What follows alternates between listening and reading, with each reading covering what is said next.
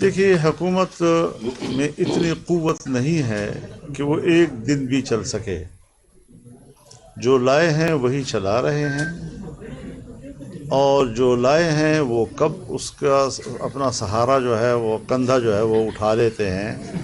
جس دن انہوں نے کندھا اٹھا لیا اس دن وہ حکومت نہیں ہوگی. مذاکرات کی تو میں حمایت کروں گا. باقی مذاکرات کرنا اور نہ کرنا یہ ان کا اپنا معاملہ ہے. چونکہ انہوں نے مذاکرات شروع کیے تو اپوزیشن کی دوسری جماعتوں کو انہوں نے اعتماد میں نہیں لیا. اب ظاہر ہے کہ جب وہ دوسروں کو اعتماد میں لینے کی ضرورت نہیں محسوس کرتے تو پھر اس پر ہم مزید تبصرہ بھی نہیں کر سکتے. فلسطینیوں کا یہ خون اور یہ قربانیاں رائگان نہیں جائیں گی، اور یہ ساری جدوجہد فلسطین کی مکمل آزادی اور مسجد اقصیٰ کی مکمل آزادی پر منتج ہوگی. چھوٹے بچے، خواتین، بوڑھے، اور اب جو جنگ بندی کا معاہدہ ہوا ہے وہ چونکہ فلسطینیوں کے شرائط پہ ہوا ہے اور اس میں ان کو کامیابی ملی ہے، یقیناً وہ مبارکباد کے بھی مستحق ہیں. اور ہمیں اللہ پر مکمل بھروسہ ہے کہ فلسطینیوں کا یہ خون اور یہ قربانیاں رائگان نہیں جائیں گی، اور یہ ساری جدوجہد فلسطین کی مکمل آزادی اور مسجد اقصیٰ کی مکمل آزادی پر منتج ہوگی. لیکن یہاں ایک بڑا سوال پیدا ہوتا ہے کہ امریکی صدر ٹرمپ نے کہا ہے کہ فلسطینیوں کو مصر میں آباد کر دیا جائے تو فلاں ملک میں آباد کیا جائے تو فلاں ملک میں آباد کیا جائے. ٹرمپ جیسے شخصیت کے ساتھ اسی طرح کی باتیں جچتی ہیں جس کا عقل کوئی تقاضا نہ کرتا ہو. بنیادی بات یہ ہے کہ جنگ عظیم اول کے بعد جب یورپ میں یہودیوں نے مار کھائی اور وہ دربدر ہوئے تو اس وقت بین الاقوامی جو قوانین سامنے آئے اقوام متحدہ کے، اور ان کی نئی آباد کاری کے بارے میں ایک بین الاقوامی ذمہ داری قرار دی گئی تھی کہ ان لوگوں کو پوری دنیا میں جگہ جگہ آباد کیا جائے. پھر کیوں صرف فلسطین میں آباد کیا گیا؟ صرف فلسطین کی سرزمین کیوں اس کے لیے خاص کر دی گئی؟ اور 2017 میں جو دارفور معاہدہ تھا وہ کس منصوبے کے تحت ہوا جس میں کہ اقوام متحدہ کی قراردادوں کی نفی کی گئی؟ تو اس حوالے سے ہم یہ سوچتے ہیں کہ آپ فلسطینیوں کو مختلف ممالک میں آباد کرنے کا مشورہ نہ دیں. ہمارا مطالبہ ہے کہ آپ اسرائیل میں جتنے یہودی اور صہیونی لوگ ہیں ان کو امریکہ میں آباد کر لیں یا کسی یورپی ملک میں آباد کر لیں. اور یہ بین الاقوامی ذمہ داری کے تحت اس وقت سب سے بڑی ذمہ داری امریکہ پر ہے کہ وہ اسرائیل کو یہاں سے اٹھائے اور تمام یہودیوں کو اور صہیونیوں کو امریکہ میں جگہ دے اور وہاں ان کو آباد کر دے. دوسری بات جو میں آپ حضرات کے سامنے کرنا چاہتا ہوں وہ ابھی جو نیا قانون کا پاس ہوا ہے، تو میں ذرا آپ کے نوٹس میں یہ بات لے آؤں کہ اسلام آباد میں آپ کا ایک وفد مجھے ملا تھا اور ان کا موقف میں نے سنا اور ان کے ساتھ میں نے مذاکرہ بھی کیا اور اس کے فائدے اور نقصانات کے پہلوؤں پر بحث بھی کی. مجھے ان کی بات میں وزن نظر آیا اور ان کی بات معقول تھی کہ یک طرفہ طور پر قانون پاس کرنے کی بجائے اگر صحافیوں کے ساتھ ذرا مشورہ کر لیا جاتا اور ہماری کچھ تجاویز اس میں لے لی جاتی تو کیا بری بات تھی. اور اس میں تو یہ ہے کہ ایسا قانون کہ جب چاہے جس کو چاہے جس وقت اٹھا لے اور ہر ہمارا ایک بیان اس کو آپ اس زمرے میں فوراً لے آئیں، کون پوچھنے والا ہے، اسے کوئی تشریح تو ہے نہیں. تو اس اعتبار سے میں نے صدر مملکت سے فون پہ رابطہ کیا اور میں نے ان سے کہا کہ آپ دستخط نہ کریں اور ان سے ساتھ آپ رابطہ کر کے ان کی تجاویز لے لیں ان سے. جی مجھ سے انہوں نے اتفاق کیا اور یہ بھی کہا کہ محسن نقوی صاحب اب پہنچے ہیں اور ایک آدھ دن میں میرے پاس پہنچنے والے ہیں. میں ان کی ذمہ داری لگاتا ہوں کہ وہ صحافیوں کے ساتھ رابطے میں آ جائیں اور پھر ان کے کچھ جو تجاویز ہوں گی وہی میں پھر گورنمنٹ کو بھیج دوں گا کہ اس میں آپ شامل کر لیں. لیکن صبح ہوتی ہی دیکھا کہ انہوں نے دستخط بھی کر لیے. اب اس قسم کی غیر ذمہ دارانہ انداز کہ آپ ایک شریف آدمی کے طور پر صدر مملکت کی حیثیت سے بات کر لیتے ہیں اور پھر اس کے بعد آپ اس پہ دستخط کر کے اس کا گزٹ کر لیتے ہیں.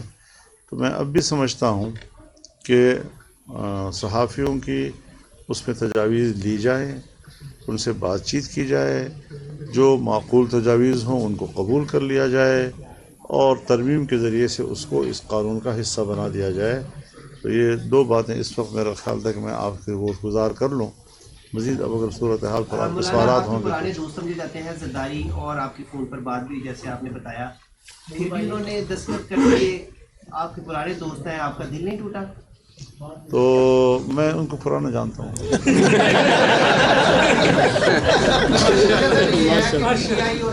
مذاکرات ہو رہے تھے، مذاکرات معطل ہو گئے، ابھی وزیر اعظم صاحب کی طرف سے دوبارہ مذاکرات کی پیشکش کی گئی ہے. آپ ظاہر ہے پہلے بھی اس طرح کے ماحول میں آپ کا اور جمہوریت کا بڑا اہم کردار ہے. آپ کیا سمجھتے ہیں کہ پی ٹی آئی کو دوبارہ مذاکرات میں آنا چاہیے یا یہ دونوں فریقین میں مذاکرات کیسے ہو سکتے ہیں؟ آپ کوئی دوبارہ سے رول پلے کرنے کے لیے تیار ہیں؟ اس میں ایڈ کر دیں کہ پی ٹی آئی نے مطالبہ کر دیا جوڈیشل کمیشن کا 9 مئی کے حوالے سے، وہ اس پہ ہیں، اور وزیر اعظم مذاکرات کا کہہ رہے ہیں وہ جوڈیشل کمیشن پہ اڑے ہوئے ہیں. اس کا حل کیا ہے یہ جو ابھی چل رہا ہے دونوں فریقین میں؟ دیکھیے میں ایک سیاسی کارکن ہوں اور میں مذاکرات پر یقین رکھتا ہوں اور مذاکرات کے ذریعے سے سیاسی حل پہ یقین رکھتا ہوں. مذاکرات کی تو میں حمایت کروں گا. باقی مذاکرات کرنا اور نہ کرنا یہ ان کا اپنا معاملہ ہے. چونکہ انہوں نے مذاکرات شروع کیے تو اپوزیشن کی دوسری جماعتوں کو انہوں نے اعتماد میں نہیں لیا.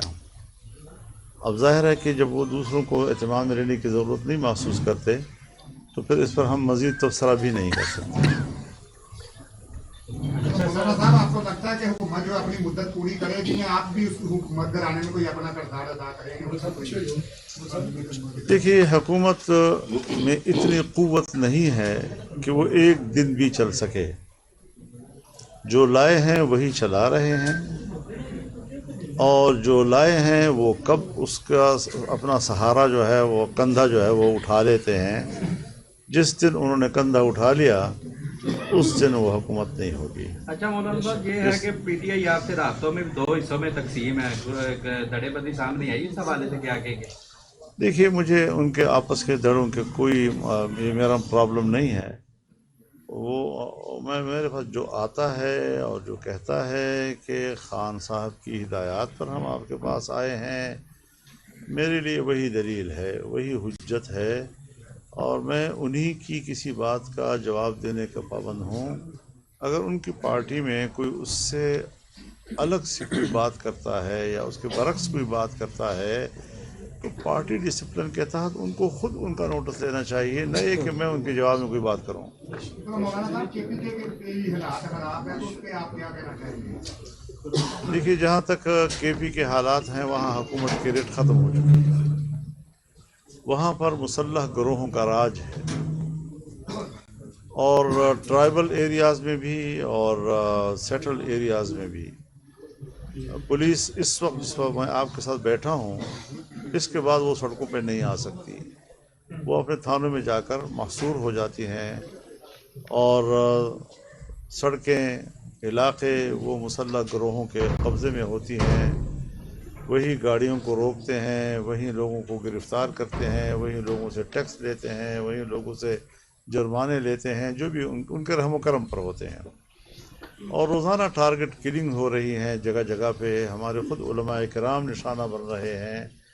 تو اس ساری صورتحال میں جو ہمارے ہاں کے حالات ہیں میرے خیال میں پنجاب میں شاید اس کا وہ احساس نہیں ہو رہا، اور اسی طرح بلوچستان کی صورتحال بھی جیسے ان کو ہم ملک کا حصہ ہی نہیں سمجھ رہے، اور جیسے کہ ہم نے ان کو ملک سے الگ کرنے کا کوئی سوچ رکھا ہے.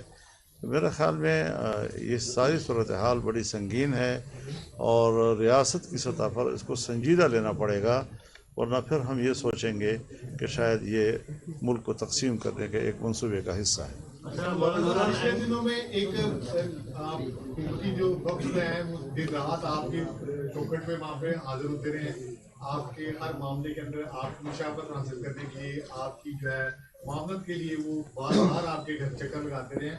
تو آپ کیا سمجھتے ہیں کہ جو پارٹیاں آپ کے پاس آتی ہیں ان ساری پارٹیوں میں کون سے ایسے پارٹی ہے جو آپ کے ساتھ مخلص ہے؟ قدر کھو دیتا ہے ہر روز کا آنا جانا.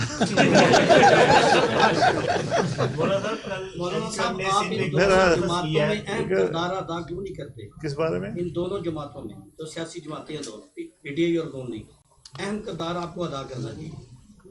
میرے خیال میں دونوں کو کوئی معاملہ طے کرنے کا اختیار نہیں ہے. جو لوگ اختیار رکھتے ہیں اگر وہ رابطہ کریں تو پھر سوچ سکتا ہوں.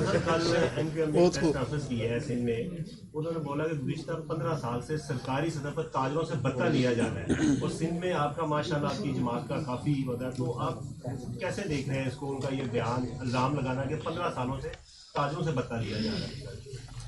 کون لے رہا ہے اس کا، کون لے رہا ہے اس کا بھی ذکر کریں. انہوں نے الزام ہے 15 سالوں سے جو وہی کہہ رہا ہوں نا، سرکاری سطح پر. ذرا یہ بھی سوچیں کہ کون تھے جو بتے لیتے تھے. اگر اس کی بھی نشاندہی ہو جائے، کہیں ایسا نہیں کہ پھر مجھے آپ یہ دعوت دے رہے ہیں کہ اگر وہ اپنی پارٹی میں کسی گروہ کے خلاف بات کر رہے ہوں پھر آپ مجھے کہیں کہ آپ اس کو بیان دیں. تو میرے خیال میں ان کو اپنی پارٹی کے اندر ہی اس کا احتساب کر لینا چاہیے کہ وہ کس کے بارے میں ایسا سوچ رہے ہیں اور کس کے بارے میں ایسی بات کر رہے ہیں. باقی یہ بات اپنی جگہ پر ہے کہ سندھ میں ڈاکو راج ہے، اور وہاں پر بھی یہی صورتحال ہے کہ راستے غیر محفوظ ہیں، مسافر غیر محفوظ ہیں، اور بھتے لوگوں سے لیے جاتے ہیں، لوگوں کو لوٹا جاتا ہے، مسافروں کو لوٹا جاتا ہے، اور عام شہری کی زندگی وہاں غیر محفوظ ہے. اچھا سر، ایک آخری سوال ہے. آج کل آپ نے سنا ہوگا کہ یہ آپ ضمانت لے سکتے ہیں کہ یہ آخری سوال انسانی اسمگلنگ کے واقعات ہو رہے ہیں، غیر قانونی انسانی اسمگلنگ شاید ہی پاکستان کے کسی حصے سے، اور یہ گجرانوالا اس کا مرکز ہے. آپ سنتے ہیں اتنے لوگ پاکستانی ڈوب گئے. بطور عالم دین آپ اس پہ کیا کہنا چاہتے ہیں؟ حکومت کو کس طرح اس کو روکنا چاہیے، اور جو لوگ یہ گھنونا کاروبار دھندا کر رہے ہیں، لوگوں کی جانوں سے کھیل رہے ہیں، ان کو لے جا کر سمندر میں ڈبو دیتے ہیں، ان کے حوالے سے بطور عالم دین ذرا مطلب ایسے عناصر کے خلاف تو سخت آپریشن ہونا چاہیے. اور ہمارے سادہ لوگ، پھر انتہائی غریب لوگ، بے روزگار لوگ، جن کو ہم ملک میں روزگار نہیں دے سکتے، نہ خود ان کے پاس روزگار کے کوئی مواقع ہیں، وہ اس امید پر کہ ہمیں شاید لے جایا جا رہا ہے اور فلاں ملک میں ہمیں پہنچائیں گے تو ہم وہاں پر سبز باغ ہوں گے، وہ راستے میں کہیں ڈوب جاتے ہیں، کہیں دربدر ہو جاتے ہیں. اور یہ مناظر میں نے خود اپنے آنکھوں سے دیکھے ہیں. میں نے ان لوگوں کو ترکی میں اور دوسرے ممالک میں خود دیکھا ہے، اپنے سفارت خانوں میں بیٹھے ہوئے روتے رلاتے دیکھا ہے.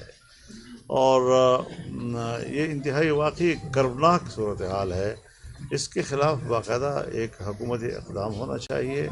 انسانی اسمگلنگ جو ہے ایک انتہائی گھناؤنا دھندا ہے، اور یہ صرف پاکستان میں نہیں، سب سے بڑھ کر امریکہ اور کینیڈا کے درمیان جو انسانی اسمگلنگ ہوتی ہے، شاید اس کی برابری کوئی دوسرا ملک کر سکتا ہو. مولانا صاحب، بانی پی ٹی آئی کا جو مستقبل ہے وہ آپ کیا دیکھ رہے ہیں؟ آپ ماشاءاللہ بڑی دور کی نظر رکھتے ہیں، تو بانی پی ٹی آئی خدا کرے وہ جلد باہر آ جائیں اور آپ خود ان سے پوچھ لیں کہ آپ کو مولانا صاحب پی ٹی آئی نے اپنا صدر بھی چینج کیا ہے، تو آگے کیا آپ کو نظر آتا ہے؟